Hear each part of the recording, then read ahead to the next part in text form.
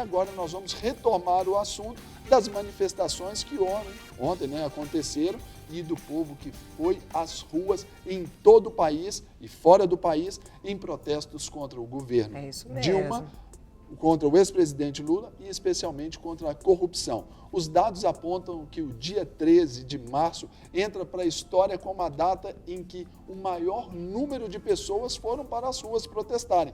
Até mesmo a imprensa nacional repercutiu os atos do povo brasileiro. E quem vai trazer aqui agora um comentário muito bacana para a gente. Abalizado sobre o assunto. É o nosso querido amigo sociólogo Renato Magno, que aqui está. Pastor, muito bom seja dia, bem-vindo. pastor. Bom dia, obrigado. Seja muito bem-vindo. Muito obrigado. Que bom tê-lo aqui novamente para a gente conversar sobre um assunto tão importante, Muito não é mesmo? sério, muito sério. Esses marcos, isso é um marco para a nossa história? Sim, é um marco porque, como democracia, nós temos esse direito de manifestação. Não é? Eu queria até corrigir, porque a mídia está falando que foram 3.200.000 pessoas. Isso segundo os dados, vamos dizer assim, da polícia, oficiais. Né? Oficiais. Mas, na verdade, eu fiz um levantamento, está dando mais ou menos quase 5 milhões de pessoas na rua. Olha... Esses números, às vezes, eles divergem pela forma de contar, não é? Por exemplo, em Belo Horizonte, o dado oficial foi de que seriam 30 mil. Certo. Mas os organizadores sugeriram um número bem próximo de 100 mil. 100 mil, né? né? Então, aí tem essa divergência de números. Mas quando você olha, por exemplo, eu gosto muito de futebol e eu fico imaginando assim, algumas projeções pelos parâmetros que eu tenho. O Estádio Independência cabe 20 mil pessoas. O Mineirão, 60 mil. Tem uma foto da Praça da Liberdade ontem, determinado horário, já era quase o meio-dia, mas tinha muita... Eu fiquei imaginando colocando essas pessoas no Mineirão. Talvez não caberia. É exatamente essa foto aí que está aí. Olha só, é muita gente ali, se for olhar, calcular ali. E essa ainda não foi um momento ainda mais... Eles estavam falando até 10 horas da manhã que tinha 30 mil. Pois é, e essa foto aí devia ser das 10 horas da manhã, que é a hora que o pessoal começou a chegar. Então... Mas 11 horas da manhã você via assim, o pessoal subindo, eu estava próximo à Avenida João Pinheiro, estava subindo muita gente para essa manifestação. Como a Carol disse, sendo um marco, sociologicamente, pastor, o que isso significa num resgate para a identidade mesmo do próprio brasileiro, da autoestima e até numa convergência, assim, numa conversão de mentalidade? Sair do comodismo. O brasileiro ficou acomodado muito tempo. Eles ficaram de maneira assim tão acomodadas que foram aceitando as manipulações políticas até não aguentar mais, como estão agora se manifestando. Essas manifestações teriam que ter sido antes do PT assumir o poder no Brasil. Eu ia perguntar, qual era o tempo, qual que deveria ser a nossa postura? A postura tinha que ser antes do PT. Quando o brasileiro assumiu que realmente ele precisava tomar uma postura política no Brasil. Certo. Quando acabou a ditadura, era para eles assumirem, era para ir para a rua, para poder fazer as manifestações, para colocar as pessoas certas no poder. Mas, infelizmente, essas manifestações vieram dos políticos para a população, e não como está acontecendo agora, da população para os políticos. Pastor, então nós vamos convidar o senhor e os nossos telespectadores para assistirmos em um VTzinho muito rápido, importante, de alguns pontos aí sobre as manifestações que aconteceram no Brasil ontem, nesse dia 3 de março. Dá só uma olhada. Com camisas verde e amarelo e transitando com bandeiras, faixas, cartazes, apitos e buzinas, milhares de manifestantes saíram às ruas ontem em mais de 200 cidades brasileiras. A Polícia Militar contou 3.600.000 pessoas nas ruas do país e os organizadores mais de 6 milhões. Segundo especialistas, o protesto teve pontos claros. Foi contra o governo da presidente Dilma Rousseff, o ex-presidente Lula, contra o PT e a corrupção na política. Os manifestantes também apoiam a Operação Lava Jato, o juiz Sérgio Moro e a Polícia Federal. Em Belo Horizonte, por exemplo, a maior concentração de pessoas ocorreu por volta das 11h30 da manhã, com cerca de 30 mil manifestantes, segundo a Polícia Militar. Mas os organizadores estimaram 100 mil presentes. Depois de protestar na Praça da Liberdade, parte dos manifestantes seguiu em passeata para a Praça da Estação, no centro da capital mineira. Por volta de 1h30 da tarde, um temporal atingiu BH e o ato na Praça da Liberdade foi encerrado. Na Praça da Estação, bonecos infláveis do ex-presidente Lula, de Dilma e do governador de Minas Gerais, Fernando Pimentel, foram usados no ato, que se dispersou por volta das 5 horas da tarde. No fim da tarde, a assessoria do governo de Minas Gerais afirmou que as manifestações de domingo transcorreram sem incidentes no estado. Uau! E aí, que as imagens falam por si só no tocante ao quê? A mobilização, não é, pastor? Ali, eu falo porque eu estive presente, então é importante a gente... O sentimento, você participando, como foi, Serginho? Você participando daquele momento. Agora eu te entrevisto. Entrevista agora. Porque ali você vê uma foto. Dari, mas é uma foto fria, você viveu aquilo ali. Como que foi? O que foi emocionante pelo seguinte, como o pastor aqui nos falou desse fenômeno sociológico aí, desse despertamento do povo, ainda que tardiamente, mas você via assim, todas as rodas de conversa, você passava, alguém parava do seu lado, todo mundo, de fato, assim, querendo entender o momento, se fazendo entender pelo momento que o Brasil está vivendo, aquilo, e mostrando uma indignação. E isso mostra que o brasileiro está amadurecendo, sim, até para essa conscientização política. E eu falo até porque eu estava lá com muitos membros da igreja e vendo assim a disposição do povo. Olha, nós temos feito uma campanha de oração, nós temos colocado um relógio de oração pelo Brasil. Não foi somente uma manifestação ali, mas política, mas a estrutura... uma revolução espiritual também, né, pastor? Verdade. Lembrando que a família estava lá, né? Família... Isso.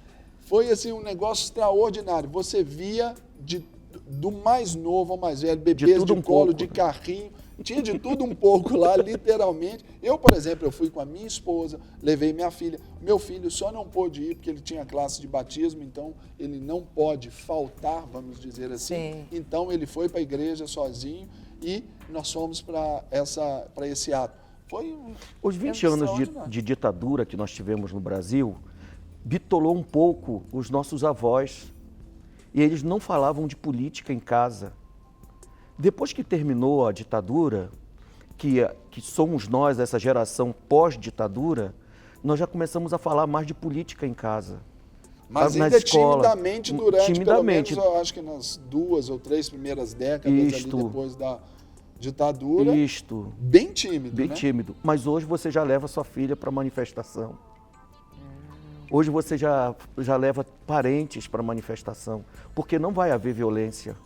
Porque nós aprendemos o seguinte, que a democracia, como é governo do povo, pelo povo e para o povo, nós entendemos que o povo era a família. E nós, como povo, e eu queria até chamar a atenção da igreja do Senhor Jesus Cristo, que apesar de não sermos desta pátria, de não termos este reino, mas nós vivemos nesta terra. E que nós também somos participantes e que devemos batalhar pelos direitos da nação. Sim. E como família. Então, é muito legal essas manifestações, mas eu quero lembrar que só vai ter vitória se tiver voto lúcido.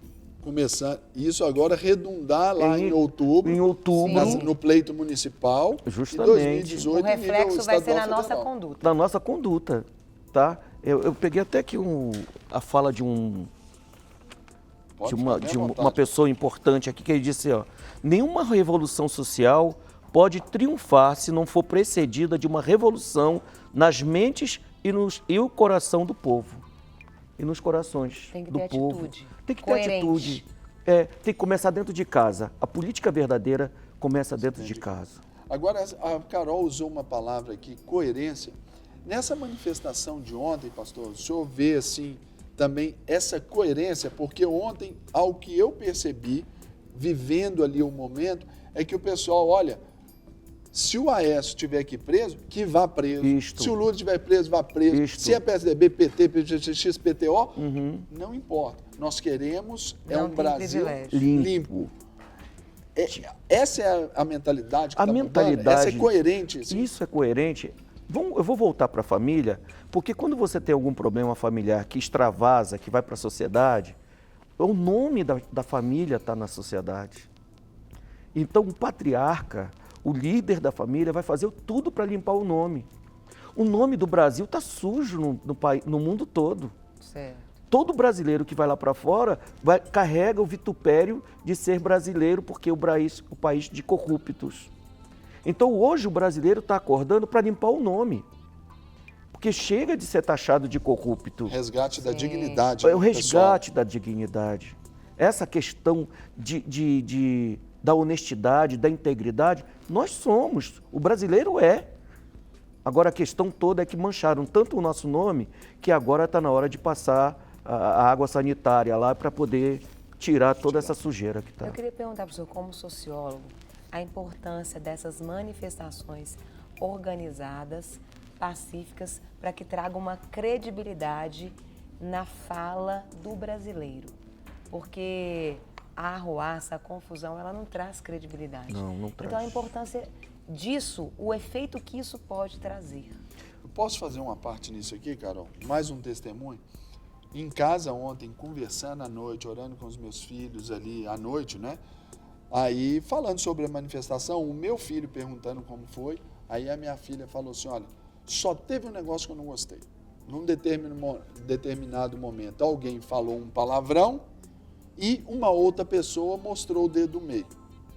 Era um momento que passávamos pela Avenida Augusto de Lima e ali no edifício Maleta, para quem conhece Belo Horizonte, conhecidíssimo aqui esse prédio, alguns estudantes colocando bandeiras vermelhas lá nas janelas e tudo, aí alguns tal, mas tudo pacificamente. Só isso que teve de senão. Olha só essa... Dentro dessa pergunta, portanto, da credibilidade como uma manifestação organizada e pacífica e ordeira.